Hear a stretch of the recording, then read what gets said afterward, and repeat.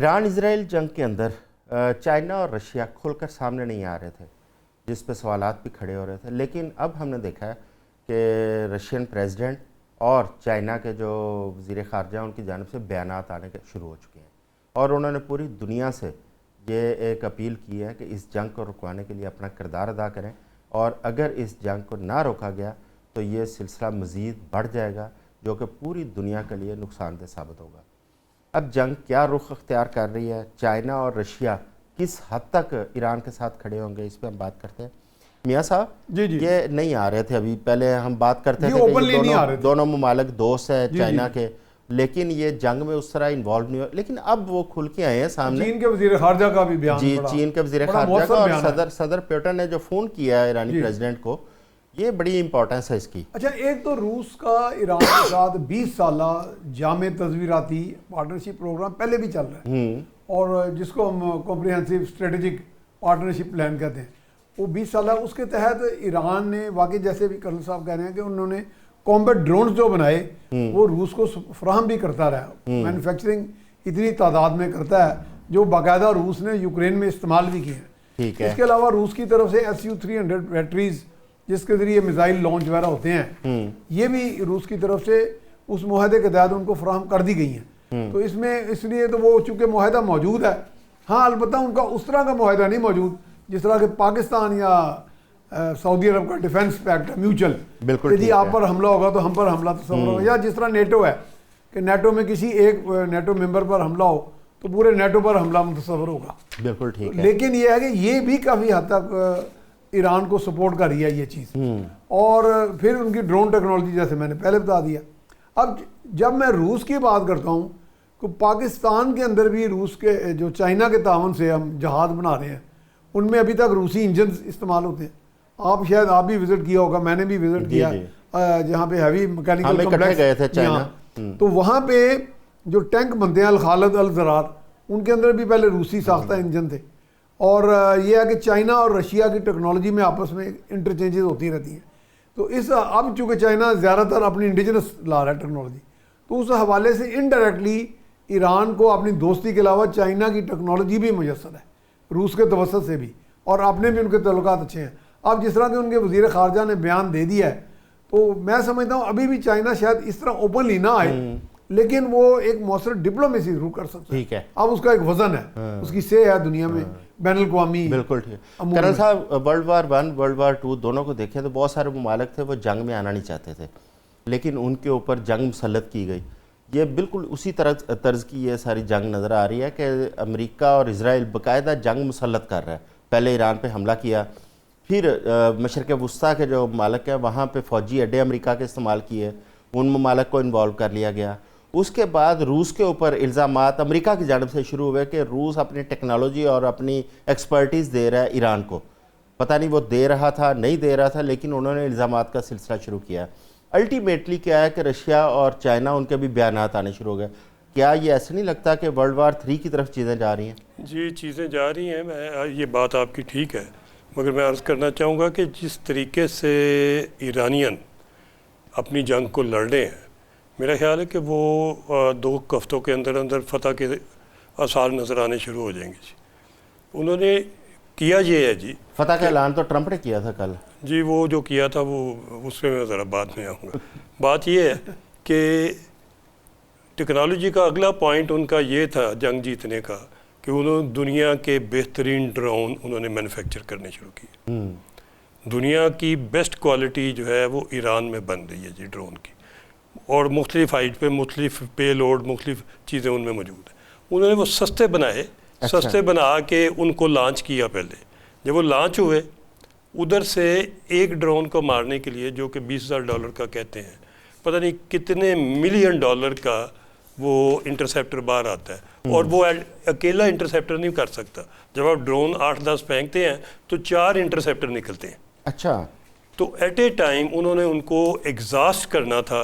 पिछले 8-10 दिन में उन्होंने एग्जॉस्ट इतना कर दिया है कि अभी अमेरिकन डिफेंस डिपार्टमेंट भी ठेकेदारों को ढूंढ रहा है। अच्छा। कभी साउथ कोरिया को पूछ रहा है, कभी किसी को पूछ रहा है, कहीं किसी का स्टॉक देख रहा है। ना सिर्फ मिडल ईस्ट के बेसिस पे इंटरसेप्टर नहीं है अभी, वो उठा के उन्होंने इसराइल खुद, और जितने इसराइल थे कितने वो एग्जॉस्ट हो। कितने कर्नल साहब total- इजाजत हो तो मैं आपकी इजाजत से एक लाइन अगर आप एज ए आर्मी कमांडर कह दें, जी। वॉर ऑफ एट्रिशन जो होता है, जी, यानी थका देने वाली लंबी जंग, ये वही वो मैं- जीत रहा है, मैं- अच्छा, वो कर्नल ईरान साहब, जीत रहा है। उन्होंने कितने इंटरसेप्टर अब तक निशाना बन चुके हैं टोटल? देखिए मैं अर्ज करूं, इंटरसेप्टर उनके हंड्रेड्स में हैं जो कि अच्छा, उन्होंने अभी उड़ा जो दिए। जो एक खबरों में आ रही है ना जी। चीज़ें, उनके 800 के करीब इंटरसेप्टर्स वो निशाना बन चुके हैं। जी, अब जिस तरह जो फैक्ट्रियां हैं वहाँ पे जो मैन्युफैक्चरर हैं उनके बारे में जो कहा जाता है कि वो एक महीने के अंदर चंद बनाती हैं, 8-10 इतने ही बनते हैं। अब 800 बनाने के लिए कितना वक्त दरकार होगा? मैं एक चीज़ आपको बताऊं, मैं पिछले 5 साल से एक काम पे रिसर्च करने के बाद मियाँ साहब से बड़े प्रोग्राम किए, मेरे सारे कुलीग तंग आ गए कि क्या हो गया आपको, आप दुनिया जहान की रिसर्च की हुई है तो रिकॉर्डिक और रेयर अर्थ के अलावा कोई टॉपिक कोई बात करते हैं बीच में ले आते हैं।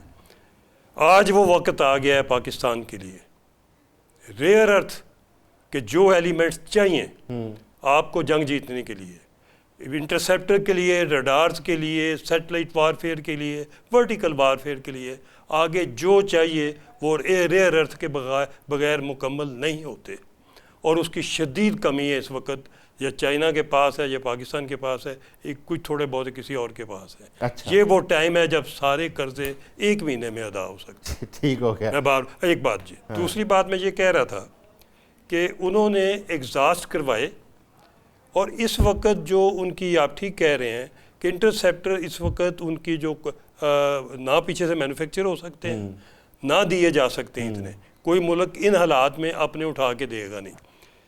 अगली चीज़ ये कि जब ये हो गया तो ये वो अभी उन्होंने रशिया की टेक्नोलॉजी का सुपरसोनिक जो कि तबाही मचा के सारे शहर को उड़ा देता है, वो कल रात लॉन्च किया है, और एक पूरा शहर का शहर हाइपरसोनिक, एक पूरा शहर का शहर इसराइल का इस वक्त बिल्कुल मिलिया मेट हुआ है, और उसकी खबर आपको शायद हैदर साहब को शामिल करते हैं। हैदर साहब, ईरान की खबरें तो हमें आ रही हैं या गल्फ़ की खबरें आ जाती हैं कि वहाँ पर कोई अटैक हुआ, इजराइल की खबरें नहीं आ रही। और इजराइल का जो इंडियन जर्नलिस्ट वहाँ से वापस गए हैं इंडिया में, उन्होंने जहाँ जो सूरत हाल बताई है वो इजराइल की भी कोई अच्छी नहीं है, वहाँ पे भी तबाही के मनाजर है। अभी कर्नल साहब भी बात कर रहे थे, आपका क्या ख्याल है कि इजराइल के अंदर कितना का नुकसान किया होगा ईरान ने, और ईरान के जो मिसाइल्स हैं, वो जो कल एक मिसाइल वहाँ पे मारा गया और उसको इंटरसेप्ट कर लिया गया, लेकिन अगर इंटरसेप्ट करने के चंद सेकंड बाद ईरान के जो बाकी मिसाइल थे वो जाके अपने हदफ पर लगे हैं वहाँ पे, क्या आपको ऐसी इतलात हैं कि इजराइल के अंदर क्या सूरत हाल है? जी बिल्कुल, इसराइल के अंदर इस वक्त सूरत हाल काफ़ी कशीदा है। वेस्टर्न मीडिया का बहुत टाइट कंट्रोल है इंफॉर्मेशन के ऊपर, क्योंकि इस वक्त वेस्टर्न जो मीडिया है वो रिपोर्ट नहीं कर रहा है। इसराइल ने भी अपनी मीडिया को बहुत सख्ती से मना कर रखा है कि उन्होंने डैमेज कंट्रोल जो है वो आपने करना है, और आपने रिपोर्ट नहीं करना कि नुकसान कितना है। अच्छा, यहाँ पे मैं हैदर साहब एक चीज़ ऐड करता हूँ। कल एक इंटरनेशनल मीडिया का CNBC वहाँ पे कवरेज कर रहा था, लाइव कवरेज के दौरान वहाँ पे मिसाइल गिरा, क्योंकि वो लाइव ट्रांसमिशन चल रही थी तो वो सारी दुनिया ने देखा। जी जी बिल्कुल ऐसे ही है। इस वक्त इसराइल का जो इसराइल का जो एयर डिफेंस सिस्टम है वो नाकामी का शिकार है। यकीनन इंटरसेप्शंस हो रही हैं, उनके पास एरो 1 है, एरो 2 है, एरो 3 है, आयरन डोम है, डेविड स्लिंग है, फिर उसके बाद यूएस की थर्ड बैटरीज भी वहां पर मौजूद हैं, और उसके अलावा पेट्रियट सिस्टम भी मौजूद है। लेकिन उसके बावजूद भी जो इजरायली एयर डिफेंस सिस्टम है वो ईरानियन हाइपरसोनिक सुपरसोनिक मिसाइल्स के आगे फेल होता हुआ नजर आ रहा है। ईरानियन स्ट्रेटेजी जो है वो 2 pronged स्ट्रेटेजी है। वो कामिकाजी ड्रोन्स का भी यूज कर रहे हैं, और उसके अलावा बैलिस्टिक मिसाइल्स का भी यूज कर रहे हैं, ओवरवेलम कर रहे हैं उनके एयर डिफेंस सिस्टम्स को, और इजरायलीज के पास इस वक्त कोई आंसर नहीं है इसका। मैं अभी थोड़ी देर पहले काउंसिल ऑन फॉरेन रिलेशंस जो अमेरिका का एक प्रोमिनेंट थिंक टैंक है, उसकी एक रिपोर्ट पढ़ रहा था, उसमें वो यही कह रहे थे कि Israelis are trying to conserve their stockpile of interceptors, क्योंकि उनके पास इंटरसेप्टर्स की भी कमी हो गई है। अब ईरान की स्ट्रेटेजी ये है कि वो चीप लेकिन वेरी इफेक्टिव ड्रोन्स जो हैं उनके जरिए और मिसाइल्स के जरिए उनके एयर डिफेंस सिस्टम्स को ओवरवेलम करते हैं, और ओवरवेलम करने के बाद वो अपने अहदाफ को हासिल भी कर लेते हैं जो अहदाफ उनके होते हैं। इसमें डिकॉय मिसाइल्स भी आते हैं, ड्रोन्स भी आते हैं, सिस्टम को ओवरवेलम कर दिया जाता है, जिसकी वजह से इंटरसेप्शन बहुत एक्सपेंसिव चीज़ है। जहां तक इंटरसेप्शन का ताल्लुक है, वो एक बहुत एक्सपेंसिव एंडेवर है, और उसको इसी वजह से ईरानियन जो मिसाइल स्टोरेजेस हैं उनको इस वक्त वो प्राइमरी टारगेट बन चुकी हैं अमेरिकन और इजरायली एयर स्ट्राइक्स का। 2000 सॉर्टीज हो चुकी हैं अभी तक, जो अभी तक रिपोर्टेड है, यानी अच्छा। जहाज जो हैं वो एयर स्ट्राइक्स कर चुके हैं ईरान के अंदर। और उनका जो मेन हदफ है, उनका मेन हदफ इस वक्त ईरान की जो मिसाइल स्टोरेजेस हैं वहां पर अटैक करना है। काफी सारा नुकसान भी पहुंचे ईरान को, लेकिन इस वक्त ईरान के पास स्टॉक पाइल इतना है कि वो रिटेलिएट कर सकता है, जवाब दे सकता है, और ईरान मुसलसल उनको जवाब दे रहा है। अलबत्ता पहले दिन थे, अभी एक हफ्ता हो चुका है इस सारे सिलसिले को। शुरू में जिस शिद्दत से ईरान ने मिसाइल अटैक्स करना शुरू किए थे, अभी उसमें बतदरीज कमी आई है, लेकिन ईरान भी ऑफ कोर्स उनके पास भी लिमिटेड कैपेसिटी है मिसाइल्स की, और वो उन मिसाइल्स को भी वो स्ट्रेटेजिकली यूज करेंगे। इसके बाद उनके जो अहदाफ होंगे वो अहम अहदाफ के ऊपर वो मिसाइल अटैक्स करेंगे।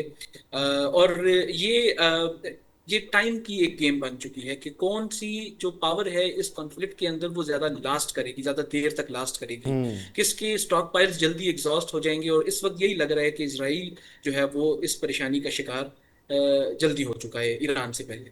आप क्या समझते हैं कि अगर ये जंग प्रलॉन्ग करती है तो उसका फायदा फिर ईरान को ही पहुंचेगा? यकीनन इसका फायदा ईरान को क्या पहुंचेगा। और मेरे ख्याल से क्या ईरान के पास इतना बैकअप है आपके ख्याल में?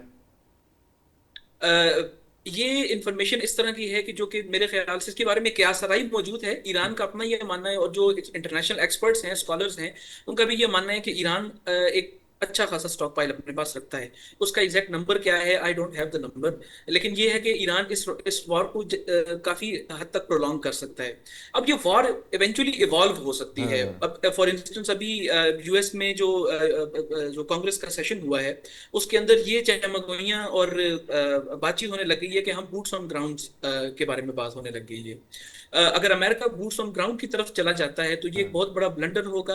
अमेरिकन एक्सपर्ट्स, वहाँ के रिसर्चर्स, स्कॉलर्स, एकेडमिक्स, वो इस बात से अमेरिका को आगाह कर रहे हैं, ट्रंप एडमिनिस्ट्रेशन को आगाह कर रहे हैं कि आप इस तरफ मत जाएं, ये एक बहुत गलत डिसीजन होगा। आप फिर से इराक जैसी या ईरान जैसी, अफगानिस्तान जैसी एक लंबी वॉर में चले जाएंगे, और ईरान जो है ना वो इराक है ना वो अफगानिस्तान है, तो इसकी आउटकम्स क्या होंगी इसके बारे में कुछ कहा नहीं जा सकता। बिल्कुल ठीक है। हैदर अली खान साहब, आपका बहुत शुक्रिया, आपने हमें वक्त दिया। यहाँ पे वक्त हुआ है एक शॉर्ट ब्रेक का। ब्रेक के बाद आते हैं, हमारे साथ रहिएगा।